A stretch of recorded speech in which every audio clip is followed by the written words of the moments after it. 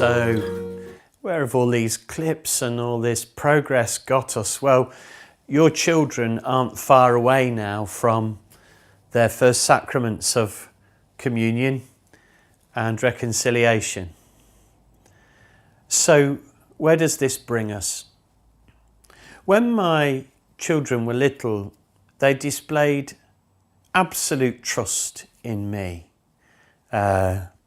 I remember I'd come home from work and Sam would run up to me and I'd take him in my arms, put a hand underneath each of his arms and throw him up into the air.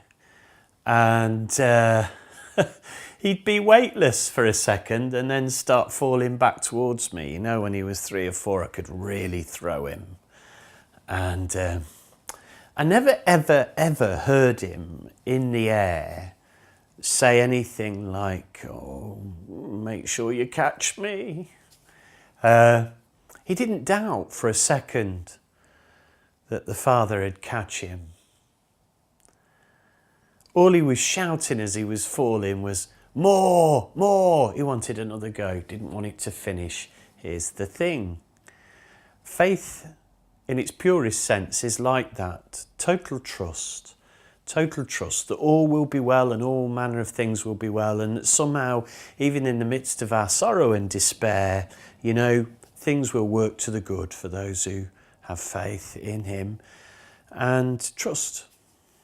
Now we know life isn't quite like that, and your relationship with your children is going to change as they get older. You see, I think it was Cardinal Hume, but I might be wrong, who I first heard say, God has no grandchildren.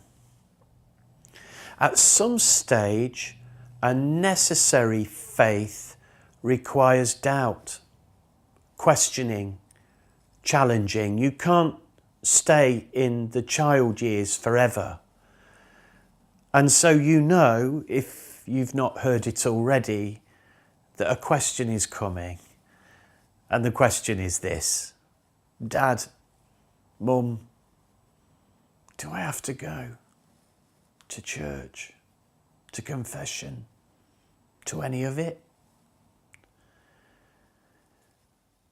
This last video just tries to address a few tips around that moment. Firstly, don't be disappointed. It's quite natural to challenge everything as you're growing up, not just faith, the questions of schooling and priorities. And so as our children grow into adults, they are going to challenge us about almost everything. And so the first thing is, don't panic. This is not a crisis. I remember my son was about 14, bit later than I expected, when he first said to me, "Do I have to go?" I said, "Why? Why are you asking me now?" And he said, "Well, they've chosen me to play for the team and they play on a Sunday." I remember looking at him and thinking, there's 2 answers to this question. The first is, son, hold on to your faith. Don't give in.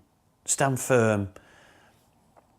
There's another one that says, son, go and live your life, learn your lessons of life, and always know that you're welcome at church. In a sense, both answers are right. And yet, there's a sense of loss. I'm not saying that I've lived a doubtless life. Neither have I lived without crisis or pain or confusion. I don't necessarily understand all the things the church teaches. But this I know, that faith has been a tremendous strength to me as a gift. It's helped me in the dark times and given joy to me in the good times. And I'd just say this to you: don't allow issues of faith to come between you and your children. Keep an eye on the text in Luke chapter 15, the parable of the prodigal son, and note the role of the father. that as our children grow into adult life, it may be privately, secretly, they disappoint us at times. Don't be surprised. We probably disappointed our parents, right? But keep the door open.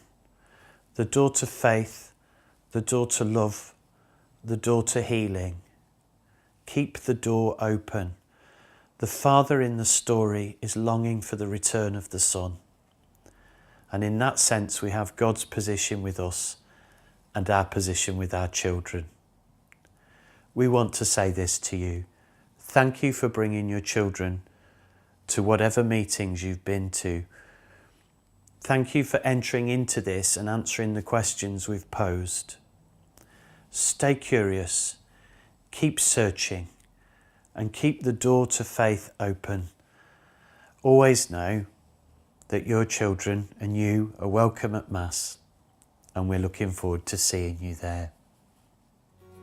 Well, for the last time, here are the questions.